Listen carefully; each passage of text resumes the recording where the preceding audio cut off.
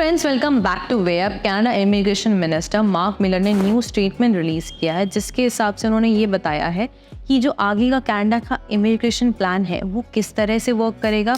उन्होंने ये भी डिस्कस किया है कि कैसे आगे स्टूडेंट्स अपने कॉलेजेस यूनिवर्सिटीज़ प्लान कर सकते हैं, डिसाइड कर सकते हैं आगे का जो कनाडा का जो वर्क कैसे करेगा, किस तरह से प्रोविंस कितना नंबर लेने चाह रहे हैं, कैसे कनाडा सारे प्रोविंस जो नंबर्स हैं उन्हें इक्वली डिस्ट्रीब्यूट करने का प्लान करा है। इससे भी ये पता चलेगा कि कौन से आप प्रोविंस में जाना आपके लिए आगे जो स्टूडेंट्स जाने वाले हैं उनके लिए क्या अच्छा रहेगा। प्लस हम ये भी बताएंगे कौन से प्रोविंस स्टूडेंट्स के लिए बेटर हैं, कहाँ से आपके वीज़ाज आ सकते हैं ताकि आपकी जो फ्यूचर जर्नी है वो स्मूथली हो पाए।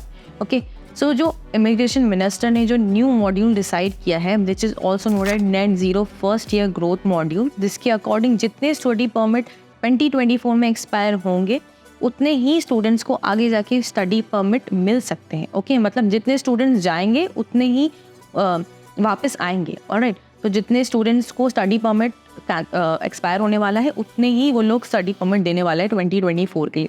और जो टारगेट नंबर डिसाइड हुआ है वो है 4,85,000 ओके स्टडी अप्रूवल। इसमें वो नंबर भी इंक्लूडेड है जो स्टूडेंट पहले ही कनाडा में है जो अपना वीज़ा एक्सटेंड कराएंगे। तो उसका जो नंबर उन्होंने डिसाइड किया है वो है 20% which comes up to 97 permits. Okay, ये डाटा वो है जो स्टूडेंट हमेशा से अपना जो स्टडी परमिट एक्सटेंड करते आए हैं। सो अराउंड 97 स्टूडेंट्स इस स्टडी परमिट को एक्सटेंड करवाएंगे। तो डिडक्ट करते हैं अगर 20% विच इज़ 97,000, तो आता है हमारा जो नंबर आता है वो 4,85,000 है। मार्क मिलर ने ये भी क्लियर किया है कि ये जो नंबर है वो फिक्स नहीं है, जिस तरह से फाइल लगेगी उस तरह से वीज़ा आने के चांसेस होंगे। उन्होंने ये चीज़ बहुत क्लियरली मेंशन की है कि स्टूडेंट की फाइल और जिस प्रोविंस में जा रहे हैं उस पर डिपेंड करता है कि उनके वीज़ा आने के चांसेस कितने होते हैं। ये जो ओवरऑल नंबर है जो स्टूडेंट मास्टर्स डॉक्टरेट प्रोग्राम के लिए जा रहे हैं, सेकेंडरी के लिए जा रहे हैं, उस नंबर का जो होता है वो है 1,40,000। Okay, that is 1,40,000।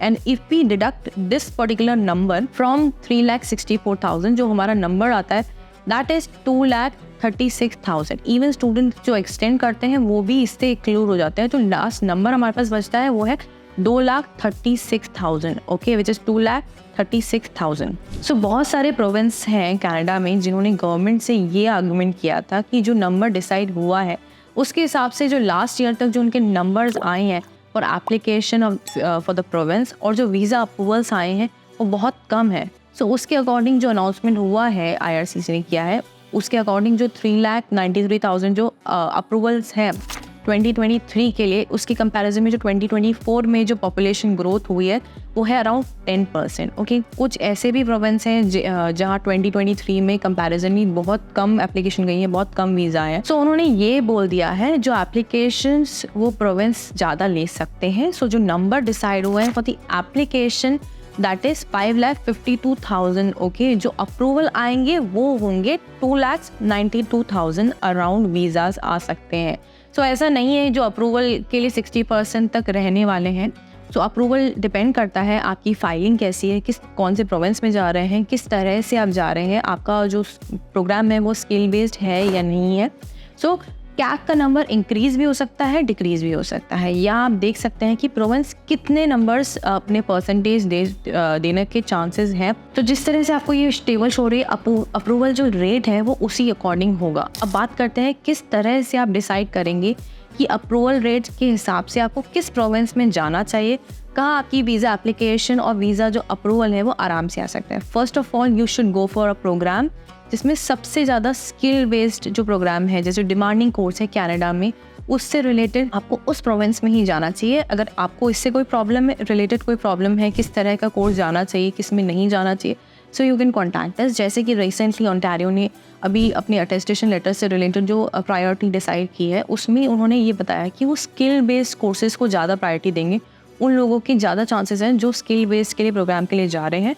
तो अटेस्टेशन लेटर उस हिसाब से डिसाइड होंगे। सेकेंडली, उन प्रोविंस को आपको टारगेट करना चाहिए जहाँ पे अप्रूवल रेट हमेशा से ज़्यादा रही है, जैसे अल्बर्टा हो गया, सस्कैचुआन हो गया, क्यूबिक एरियाज़ हो गया। ऑलराइट, उस हिसाब से हम डिसाइड कर सकते हैं। थर्ड, उन प्रोविंस को आपको हमेशा अवॉइड करना चाहिए जहाँ पे रिफ्यूज़ल रेंज ज़्यादा है। फॉर एग्जाम्पल न्यू फाउंडलैंड, जहाँ पे सिर्फ 45% अप्रूवल रेट है, उनका जो कोटा डिसाइड हुआ है for this year is 1419 study permits. Okay, so although अभी तक हमारा कोई वीज़ा रिजेक्शन नहीं हुआ है इस पर्टिकुलर न्यू फाउंडलैंड एरिया में भी, बट स्टिल आपको ये ध्यान रखना चाहिए आपके फाइल के हिसाब से ही आप उन प्रोविंस में जाएं। जो नेक्स्ट पॉइंट आपको ध्यान रखना चाहिए वो है आपको टाइमली अपनी एप्लीकेशन सबमिट करनी चाहिए, ताकि कम से कम आपके पास ये चांस हो कि जितनी जल्दी आप एप्लीकेशन करेंगे उतनी जल्दी आपके वीज़ा अप्रूवल के चांसेस आते हैं। एंड जो लास्ट पॉइंट आता है कि आपको ऐसे प्रोविंस में जाना चाहिए जहाँ पे इम्प्रूवमेंट है, जैसे कि ब्रिटिश कोलंबिया ने अपनी जो इंग्लिश प्रोफिशिएंसी रिक्वायरमेंट है वो इंक्रीज़ कर दी है, ताकि जो उनके स्टूडेंट्स हैं वो स्टैंडर्ड के हिसाब से उस जो ब्रिटिश कोलंबिया के एजुकेशन के उसके हिसाब से पढ़ाई कर सके। तो अगर आप अपनी एप्लीकेशन स्टार्ट करना चाह रहे हैं या फिर करने वाले हैं या कर चुके हैं, तो भी आपको इन सब चीज़ों को कंसिडर करना चाहिए कि कौन से प्रोविंस और कोर्स आपके लिए बेस्ट रहेंगे। अगर इसमें आपको कोई भी कन्फ्यूज़न है, डाउट है, सो यू कैन कनेक्ट विद अस। अगर आप अप्लाई करने का सोच रहे हैं हमारे थ्रू, तो हमारे 2 प्रोग्राम्स चल रहे हैं, जिसमें फर्स्टली आप फ्री फ्लाइट टिकट्स ले सकते हैं हमारे थ्रू। सेकेंडली आप अपना जो IELTS या फिर PT का जो एग्जामिनेशन फ़ीस है वो पूरा रिफंड ले सकते हैं। अगर इससे रिलेटेड आपको कोई भी डाउट है, क्वेरी है, इन्फॉर्मेशन चाहिए, so you can connect with us and we will be in touch with you shortly. Thank you.